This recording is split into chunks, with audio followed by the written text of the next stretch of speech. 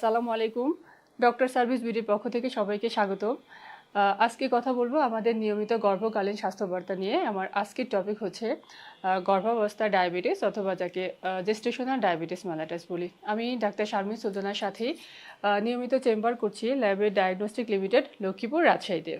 তো প্রথমেই আসি, এই ডায়াবেটিসটা আসলে কেন হয়, জেস্টেশনাল ডায়াবেটিসটা কেন হয়। এটা গর্ভকালীন সময় দেখা যায় যে 24 থেকে 28 সপ্তাহের মধ্যেই, মানে দ্বিতীয় এবং তৃতীয় যে ট্রাইমেস্টারটা আছে সে সময়েই এই ডায়াবেটিসটা ধরা পড়ে এবং সেই সময় কিছু হরমোনের তারতম্যের জন্যই, বেড়ে যাওয়ার জন্যই এই ডায়াবেটিসটা হয়। তো এই ডায়াবেটিস, জেস্টেশনাল ডায়াবেটিস হলে আসলে কি কি হতে পারে? বেশিরভাগ ক্ষেত্রে দেখা যায় এটা আসলে সাইলেন্টই থাকে, কিন্তু কখনো কখনো কিছু সিমটম নিয়ে আসতে পারে, যেমন তার ঘন ঘন প্রস্রাব হওয়া, তার বারবার পানির পিপাসা পাওয়া, তার ওজনটা না বাড়া, অথবা চোখে ঝাপসা দেখা, কিংবা তার বারবার প্রস্রাবের ইনফেকশন। তখন এই সমস্যাগুলো নিয়ে পেশেন্টরা আসতে পারেন।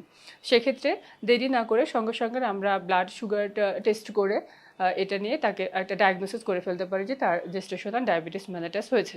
তো এটা হলে চিকিৎসা কি হবে? প্রথমত যেটা হয়, যে কোনো ডিজিজ হলেই আসলে আমাদের প্রথম কাজ হচ্ছে পেশেন্টদেরকে কাউন্সিলিং করা এবং তাদেরকে আতঙ্কগ্রস্ত না হওয়ার জন্য আমরা বলি। এবং এটা যদি ঠিকঠাক মতো ওনারা রেগুলার ডাক্তারের চেক আপে থাকে, তাহলে কিছু লাইফস্টাইল মেডিকেশন, তারপরে ব্যায়াম এবং সেই সাথে কিছু ওষুধ যেমন ইনসুলিন অথবা মুখে খাবার ওষুধ দিয়েও কিন্তু এই ডায়াবেটিসটা খুব সহজেই নিয়ন্ত্রণে রাখা যায়। এবং সেই সাথে কিছু খাবার, যেমন মিষ্টি জাতীয় খাবার দাবার অ্যাভয়েড করা, তারপর তাকে রেগুলার একজন গাইনোকোলজিস্ট, মানে অবস্টেট্রিশিয়ান এবং মেডিসিন স্পেশালিস্টের সাথে তাকে নিয়মিত কনসালটেশনে থাকতে হবে। তো এই ডায়াবেটিস মেলাটাস হলে আসলে কি কি হতে পারে? এটা দেখা যায় যে জেস্টেশনাল ডায়াবেটিস মেলাটাস যদি এটা নিয়ন্ত্রণে না থাকে, তাহলে তার ইফেক্ট কিন্তু বাচ্চা এবং মা দুজনের ক্ষেত্রেই হয়। প্রেগনেন্সিতে তো কিছু সমস্যা হয়, এটা পরবর্তীতে দেখা যায় বাচ্চারও ডায়াবেটিস হতে পারে এবং পরবর্তীতে কিছু ডিজিজ, যেমন তার স্থূলতা সহ আরও অন্যান্য ডিজিজ নিয়ে সে ভুগতে পারে।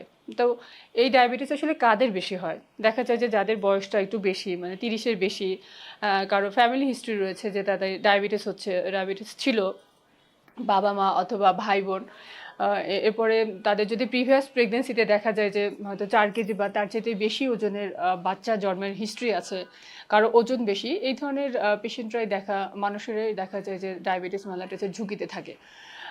তো ডায়াবেটিস হলেই এটা আসলে ভয়ের কিছু নাই। এটা যদি নিয়মিত যে কথাগুলো বললাম, লাইফস্টাইল চেঞ্জেস, এক্সারসাইজ, মেডিকেশন নিয়ে এটা খুব সুন্দরভাবে নিয়ন্ত্রণে রাখা যায়। ভয়ের কিছু না থেকে ডাক্তারের পরামর্শ নিন এবং সুস্থ থাকুন।